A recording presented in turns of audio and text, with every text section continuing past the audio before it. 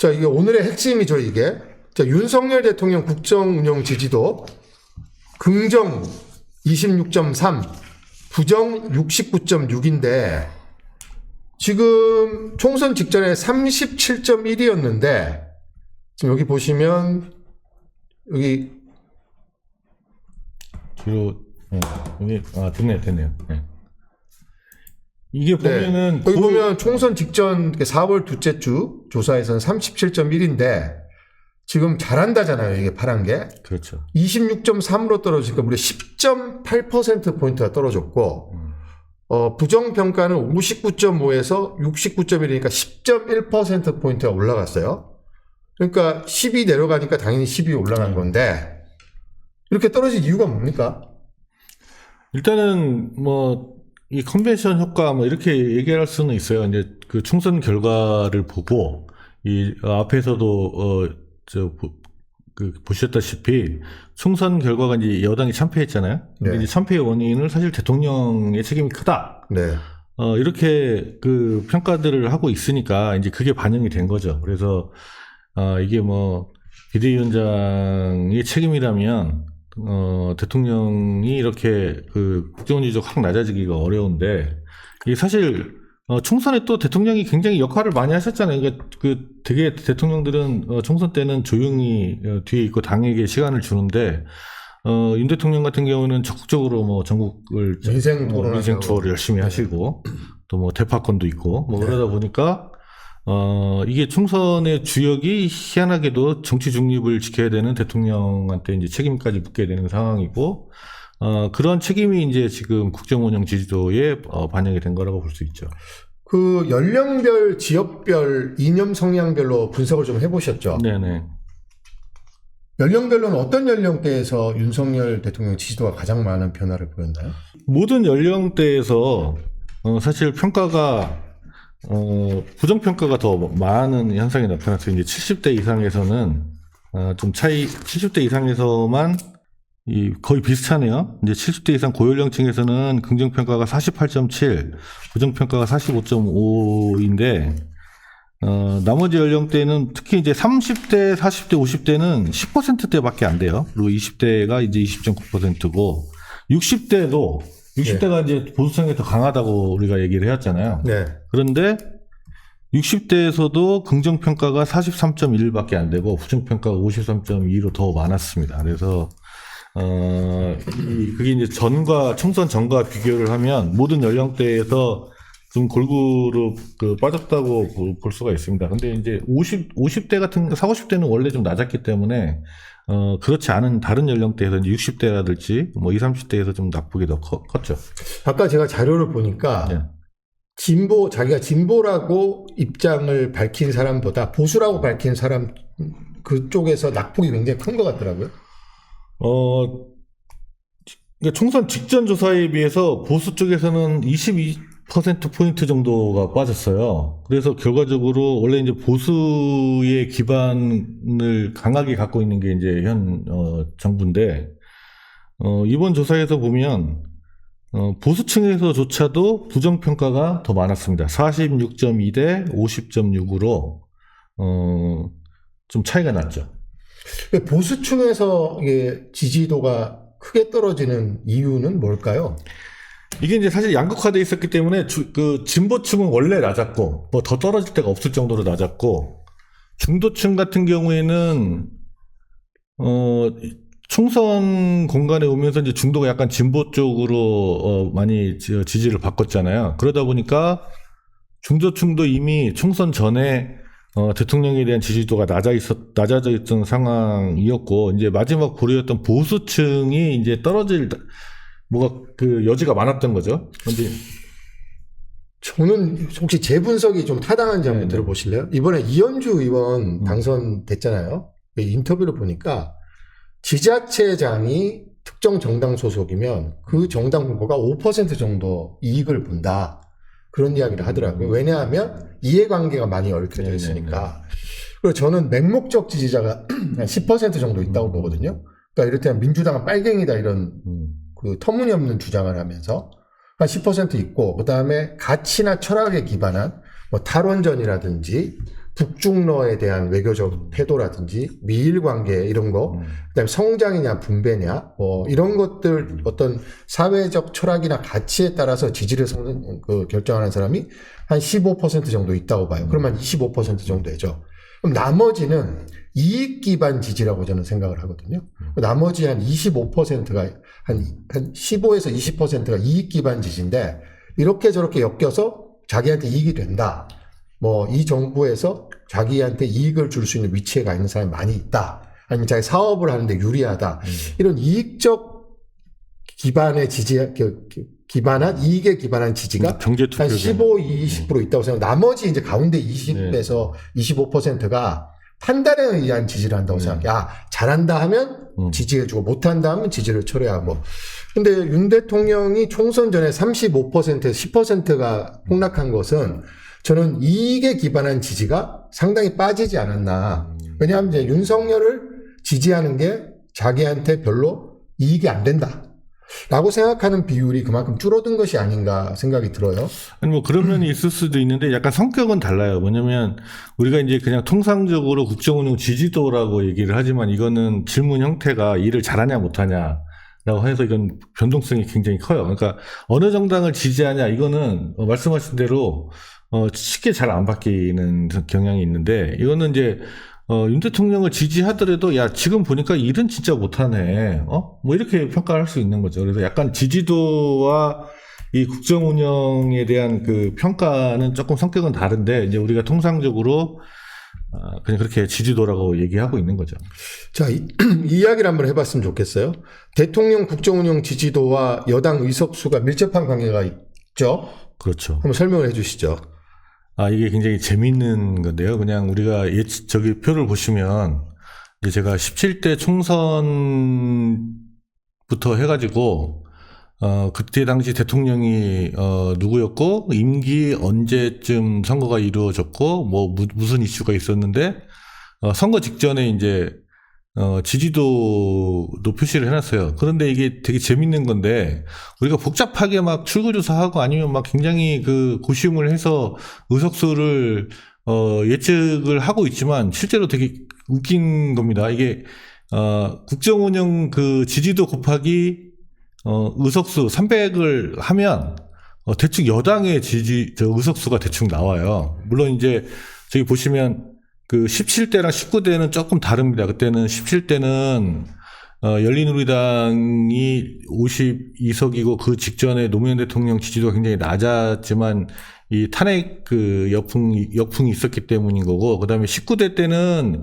이제 이명박 대통령 때는 총선을 2번이나 했어요. 되자마자 했었고 19대는 이제 끝날 때쯤 했는데 저 때는 이제 사실 여당이 아니었던 거죠. 왜냐하면 그렇죠. 박근혜 그 비대위원장이 완전히 차별화를 해서. 네. 근데 그 두 케이스를 빼면 제가 보시면 18대는 52% 곱하기 3하면 저 밑에 제일 밑에 있는 숫자 155석이에요. 실제로 153석이잖아요. 비슷하죠. 그다음에 20대 때는 이제 박근혜 대통령 때인데 지지도가 40이었어요. 이제 갤럽 그 1, 4분기 기준으로 보면 곱하기 또 300을 하면 120. 그럼 실제로 또 122석 비슷했죠. 그리고 21대는 이제 60이나 61 정도였는데 61이라고 하면 이제 183석. 근데 이제 또 당시 여당이 민주당이 180석을 했죠. 근데 이번에는 이제 국민의힘이 여당인데 그 MBC에서 정리한 그 여러 가지 조사를 정리해서 추론한 국정운영 긍정평가가 36.3인가 그래요. 그게 36 곱하기 300을 하면 정확하게 108석이 떨어지는. 네, 그렇네요. 뭐 이런 현상이 있어요. 만약에 그래서 그 오늘 지금 이제 이번 지지도를 보면 오늘 만약에 그 대통령 선거를 하면 75석. 78석? 78석. 네, 그거밖에 안 되는 거죠. 26%니까. 네. 물론 뭐, 이거는 이제, 더 지켜봐야 되긴 하죠. 이제 총선 직후에 그 책임론에 대한 뭐 부분이 반영이 돼서 확 낮아진 거긴 하지만. 그런데 이제 윤석열 대통령 이제 긍정평가가 지금 26.3이란 말이에요. 네. 근데 조금만 더 내려가면 25% 아래로 떨어지거든요. 네. 노무현 대통령 때도 25% 아래로 떨어지면서 굉장히 국정 운영에 어려움을 겪었고, 박근혜 전 대통령도 지지율이 그 태블릿 PC 파동으로 25% 아래로 떨어지면서 탄핵을 당하지 않았습니까? 네. 노무현 대통령도 탄핵은 당했었죠, 그때. 근데 헌법재판소에서 이제 인용이 안 돼서 대통령직에 복귀를 한 건데, 윤 대통령이 지금 총선 참패에 이렇게 책임이 있다. 그리고 국정 수행 지도가 이렇게 떨어지고 있는 상황인데, 윤 대통령이 어제 국무회의에서 총선 참패와 관련된 입장을 발표를 했는데, 거기에 대해서 굉장히 지금 평가가 안 좋아요.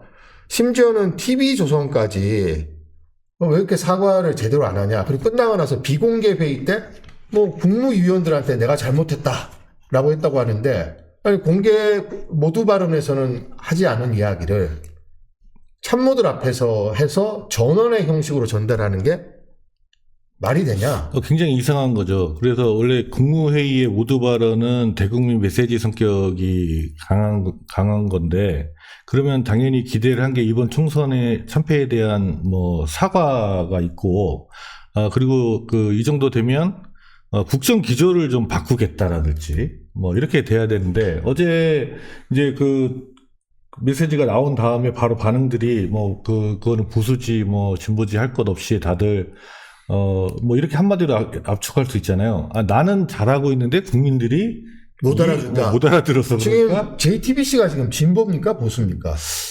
뭐 진보라고 하긴 좀 그렇죠. 네. 그 JTBC 보도를 보면 자화자찬 뒤 하지만 화법만 13차례. 총선 참패도 마이웨이 이런 제목을 달았어요. 이게 뭐냐면 나는 열심히 했는데 하지만 국민들이 잘 이해를 못한 것 같다. 국정 철학의 방향은 옳았으나 실제로 성과가 크게 나지 않았던 게 문제였다.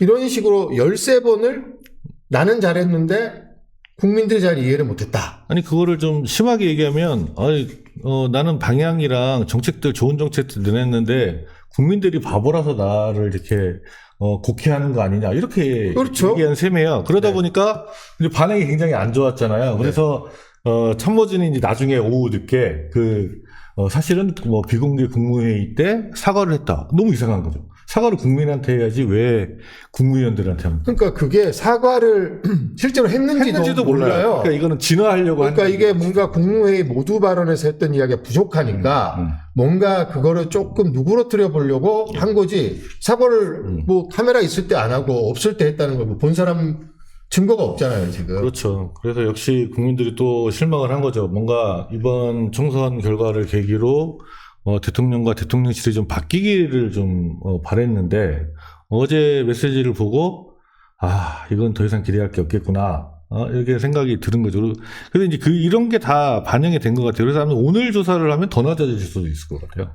그리고 지금 보면 박근혜 대통령이 탄핵됐을 때 여러분들 기억을 지금 하실지 또 잊어버리셨을지 모르겠지만 조선미디어그룹이 맹활약을 했습니다. 그때 태블릿 PC 특종은 JTBC가 있지만 최순실, 의상실 뭐 이런 특종은 TV조선이 또 한 거거든요. 그리고 조선일보도 그때 박근혜 정권하고 굉장히 대립을 했었어요. 주필도 구속시키고 막 이런 일이 있었는데, 지금 보면 보수 언론이 그렇게 윤 대통령을 지지하고 대통령을 만들어줬잖아요. 저는 좀 황당했던 게, 아니 무슨 제천에 화재가 났는데 검찰총장이 즉각적인 대응을 지시하고 철저한 진상규명을 하고 언론에서 윤석열 당시 검찰총장을 대통령 취급을 해주는 거예요. 태풍 피해 피해가 없도록 만전을 다. 대통령입니까? 윤석열 검찰총장이? 그런데 거의 대통령급으로 대접을 해줬단 말이에요. 윤석열 당시 검찰총장을. 그리고 이번 총선 전에도 얼마나 여당 승리를 위해서 정말 열심히 이재명 조국을 비판하면서 야당 후보 양문석이라든지 이런 흠집을 내면서 야당 공천이 그러니까 친명 비명 행사 이런 말을 만들어내 갖고 공격을 많이 했는데, 총선이 끝나고 나면서 좀 보수 언론의 태도가 바뀌었어요. 그게 좀 됐어요. 그러니까 박근혜 그때 탄핵 때도 마찬가지인데 보수 언론들이 이제 대통령을 만드는데 기여를 해놓고, 근데 이제 잘 못하잖아요? 그러면, 또 뭐라고 해요? 왜냐면, 이렇게 가다가는, 우리가, 민심을 잃겠다. 그래서 좀 워닝들을 좀 하는데, 또 선거 때는 어쩔 수 없이 또 적극 지원을 해요. 근데 이제 선거가 끝나고 이렇게 결과가 나오니까, 이게 보수 진영 지키는 게 더 중요한 거지, 보수 언론들이 윤석열 대통령 지키는 게 중요한 게 아닌 거죠. 그렇죠. 진영을 지키기 위해서 윤석열 대통령을 호되게 뭐라고 할 수밖에 없는 거죠. 네, 뉴스 토마토 조사뿐만 아니라 리얼미터 조사도 일일 조사는 20%로 떨어졌죠. 예, 거기 이제 주간 발표를 해서 아직 30%였는데 이제 거기 금요일인가요? 저기 일간에서는 20% 저기 보면 주 단위로 이렇게 매일 조사해가지고 합친 거기 때문에 지난번에 발표한 거는 30. 총선 전과까지 합쳐진 거네요. 아마 그런 것 같아요. 그 주가 합쳐진 것 같은데 그게 총선 후에 한 거는 뭐 20%대로 떨어졌다 이렇게 들었습니다. 네. 그리고 저희 그 미디어 토마토 조사 결과에서 그 윤 대통령 취임 이후에 최저치예요, 사실 지금. 지금 동아일보 기사 제목인데요. 불통, 협치, 의료해법 없는 윤 대통령 13분 입장문. 올바른 국정 방향 최선 다했지만 부족. 대통령실 국민께 죄송 비공개 발언. 야당 불통 대신 변명만 늘어놓아 여당서도 국민 눈높이의 부족 지적. 그런데 지금 윤 대통령 지지율이 지금 26% 미디어 토마토 조사에 의하면 25% 아래로 떨어지면 대통령이 사실 국정 운영을 거의 못하는 레임덕이 아니라 뭐 대드덕 상태로 빠져드는 거 아닌가요? 이제 제가 뭐 지난 정부에서 여론조사 담당을 했었지만 그 보통 관리를 하는 게 40은 넘어야겠다라는 거거든요. 네. 이제 마지노선을 한 35 정도로 보고 좀 열심히 잘해서 한 45는 가야 되지 않냐 뭐 이런 한 번도 45 간 적이 제대로 없잖아요. 근데 이 현 정부는 40을 넘은 적이 제가 기억이 별로 없어요. 취임 직후에 40을 넘었고 그거야 뭐 바로 직후 네. 알기 전이니까. 네. 지금 26으로 떨어졌는데 이양훈 소장님은 입장에서 전문가 입장에서 봤을 때 반등할 수 있는 가능성이 있습니까? 뭐 그건 하기에 따라 다르겠지만 지금 보면 좀 별로 기대하기 어렵지 않을까라는 생각이 들어요. 그게 뭐 지금 산적한 문제들이 많잖아요. 의정 갈등 문제도 있고 또 뭐 물가, 고물가, 뭐 또 이게 지금 환율도 엄청 올라갔잖아요. 네. 고환율, 뭐 고금리, 고유가, 뭐 이런 민생 관련된 문제들도 산적해 있는데 지금은 뭐 그런 거를 방향을 좀 틀어보겠다거나 뭐 이런 전향적인 태도는 잘 안 보이고 또 지금 뭐 어제 오늘 도배를 한 거는 총리와 비서실장을 누구를 앉힐 것인가 뭐 이런 얘기 이슈만 계속. 오늘은 뭐 박영선, 양정철 기사 나왔잖아요. 그래서 오늘 아침에 그냥 떠들썩했죠, 온 나라가. 네. 지금 5월 초에 지금 22대 국회는 이제 6월 달에 원구성이 돼서 이제 가을 정기국회부터 이제 시작을 할 텐데 본격적으로. 지금 21대 국회가 종료된 게 아니잖아요. 그렇죠. 그러니까 최상병 특검은 5월에 지금 그 본회의 자동 상정돼 있는 상태란 말이에요. 네. 그럼 최상경 특검을 지금 21대 국회에서 표결을 하면 지금 여당에서도 그 특검 해야 된다라는 의원들이 있거든요. 네네. 뭐 조혜진, 뭐 안철수, 뭐 하태경 이런 분들이 아마 그런 의견을 갖고 있는 걸로 아는데 대통령 지지율이 이렇게 낮은 상태에서 또 총선도 끝났으니까 그전에는 공천이 있으니까 표결할 때 이제 용산의 눈치를 봐서 표결을 했는데 이게 이제 선거도 끝났겠다. 눈치 볼 일이 없고 대통령 국정수행 지지율이 이렇게 낮으면 당의 입장에서는 대통령과 자꾸 거리 두기를 해야지 되잖아요.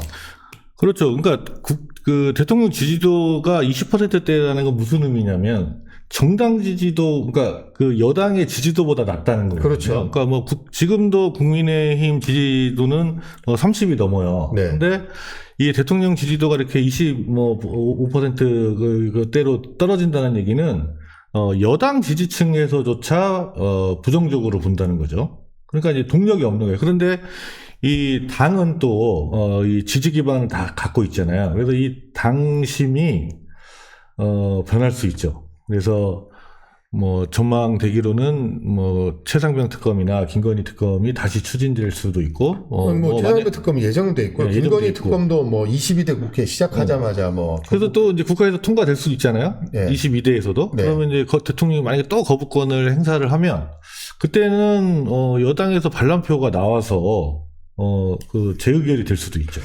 아니 초반부터 아예 200표를 넘겨서 가버리면 아예 대통령이 제2요구권을 행사할 수 없을 수준으로 근데 지금은 그 뭐 200은 안 되니까. 아니 이건 안 되는데 이미 그때 1차 투표에서 네. 이탈표가 발생을 해서 갈 확률도 있지 않느냐.